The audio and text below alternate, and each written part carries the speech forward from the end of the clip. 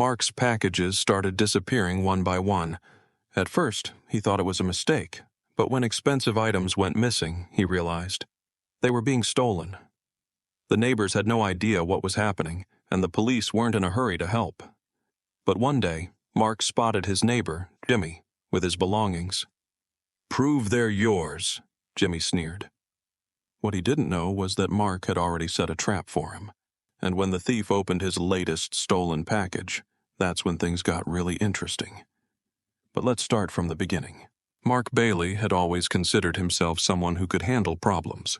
He worked as an engineer, lived in a quiet suburban neighborhood in a small but cozy house, and knew every neighbor by name. The area was peaceful, nothing out of the ordinary, until his packages started vanishing. At first, he didn't think much of it. Maybe the courier made a mistake and left the package at a neighbor's house. It happens.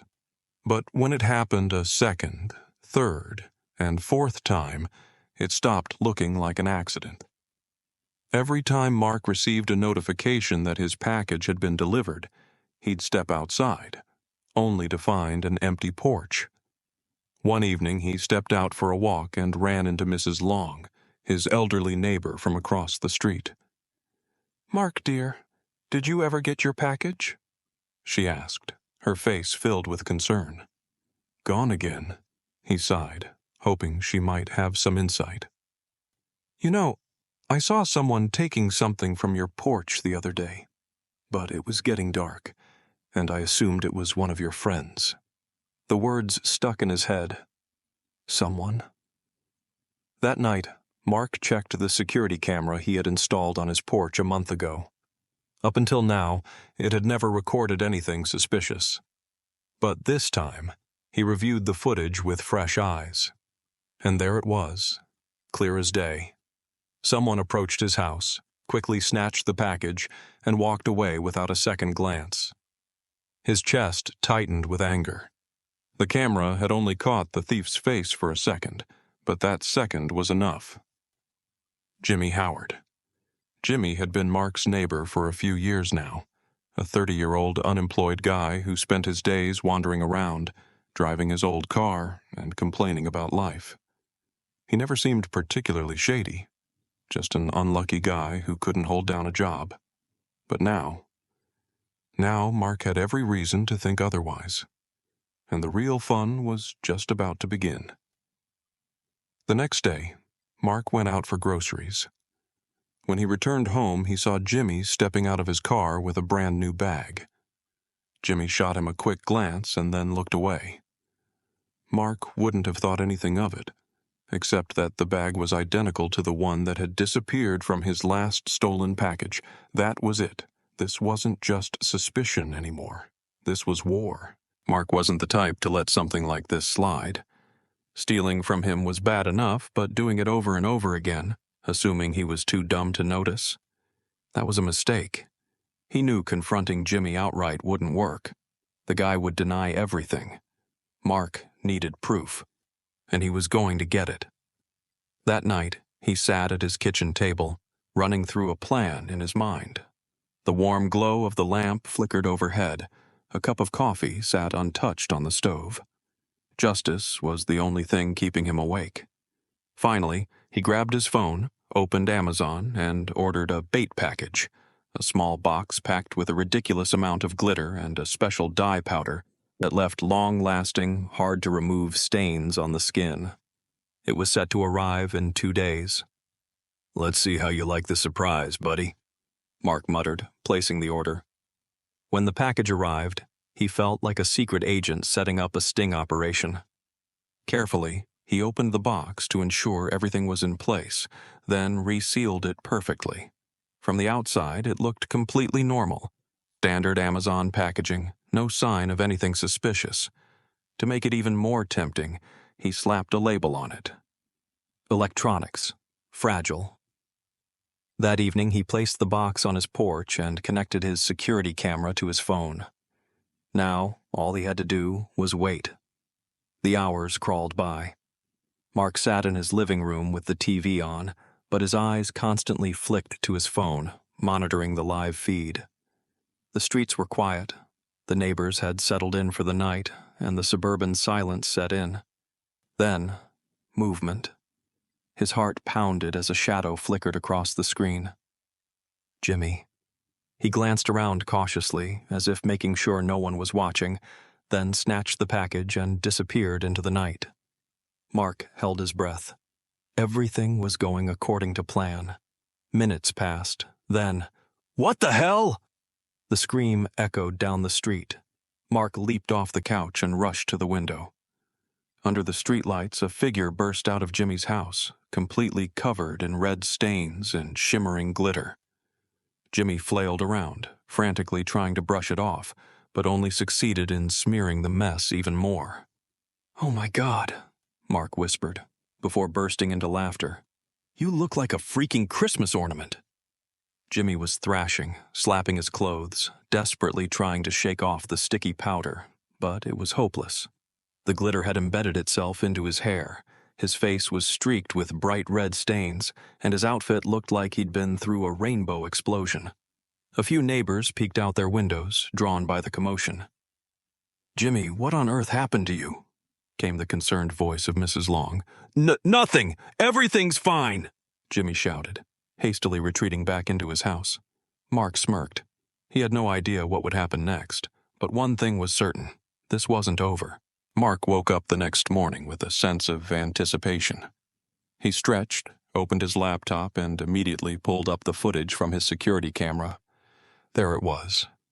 Jimmy stealing the package, moving quickly, fumbling, and then, boom! An explosion of glitter, a moment of sheer panic, screaming, and his frantic retreat into the house. Mark rewound the video, watched it again, and couldn't help but smirk. "Damn, this is a masterpiece," he muttered, hitting save. But the Justice Party wasn't over yet. He had barely started making his morning coffee when he heard a loud knock on the door. Standing on the porch was none other than the man of the hour, Jimmy, still streaked with red stains and impossibly covered in glitter, despite what must have been a night-long effort to scrub it off. He looked, well, pathetic would be an understatement. "It was you, wasn't it?" Jimmy barked, fists clenched. Mark raised an eyebrow. "Sorry, what are you talking about?" "You set me up." Jimmy jabbed a finger at Mark's chest but quickly pulled it back, realizing his hands were still stained. Mark tapped his chin, pretending to think. "Set you up? Huh. You mean the part where you, without being a delivery guy, stole a package off my porch?" Jimmy gritted his teeth, clearly torn between rage and the painful realization of how ridiculous he sounded. That's not what you think," he stammered. "I was just checking. Yeah. Thought maybe it wasn't yours. Maybe it was for someone else." "Oh, I see." Mark nodded seriously. "So, as the neighborhood's self-appointed justice warrior, you decided to check the package by taking it home with you?" Mark couldn't hold back his sarcasm or his laughter. "Screw you," Jimmy snapped and turned to leave. But then he froze. His eyes darted to the side. A few curious neighbors had stepped out onto their porches, clearly enjoying the show. Mrs. Long squinted at Jimmy, scanning him from head to toe. "Oh, Jimmy dear, what happened to you?" she asked in a mockingly sweet tone. "Tripped," Jimmy grumbled before bolting back inside. But even that wasn't the end of it. Mark wasn't just going to let Jimmy walk away with a bruised ego and a glitter problem. He grabbed his phone, uploaded the footage, and sent it straight to the police. A few clicks, that was all it took. And somehow Mark had a feeling the fun was just beginning. The next morning, Mark was sipping his coffee on the porch when a police car slowly pulled up down the street. He didn't need to ask why they were there. A smirk tugged at his lips as an officer stepped out of the vehicle and confidently walked up to Jimmy's house. A minute later, the front door swung open violently, and there stood Jimmy, still looking like he had survived a glitter factory explosion. His hair sparkled in the sunlight, the red stains still stubbornly clinging to his neck and arms. He hadn't managed to wash it all off. "Good morning, Mr. Howard," the officer said evenly. "We received a report of package theft linked to you. Would you mind answering a few questions?" Mark couldn't hear the full conversation, but Jimmy's expression said it all. First, outrage. Then, frantic excuses. Wild hand gestures. The officer? Unmoved. Minutes later, Jimmy grudgingly stomped inside and came back out carrying a couple of boxes. Mark recognized them immediately. The officer took the packages, jotted something down in his notebook, then spoke to Jimmy for a few more minutes. Then, just like that, he turned and walked back to his car. Jimmy watched the officer leave. Then, slowly, stiffly, turned to face Mark. "Happy now?" he shouted from the sidewalk. Mark took a slow sip of his coffee. Very. At that moment, the door to the house next door opened, and Mrs. Long stepped outside, armed with her morning tea and newspaper. "What's all the fuss about, boys?" she asked, squinting against the sunlight. This asshole ratted me out to the cops," Jimmy spluttered, waving his arms. Mrs. Long took a calm sip of tea. And have you stopped stealing packages?" Jimmy opened his mouth, closed it. Silence. Because what could he say? He had literally just handed over the stolen goods. "That's what I thought." Mrs. Long nodded approvingly and disappeared back inside. Mark chuckled. This had played out even better than he expected.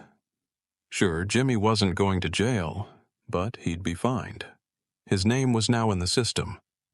And, most importantly, the entire neighborhood now knew exactly who he was. A few days later, Mark noticed movement near Jimmy's house. Only this time it wasn't Jimmy. It was a moving truck. Jimmy was leaving. Apparently, being the neighborhood's most infamous package thief was too much to handle. Mark leaned back in his chair, sipped his coffee, and pulled out his phone. With a satisfied smile, he ordered himself a brand new mug. One with the words printed in bold letters, "Karma works fast."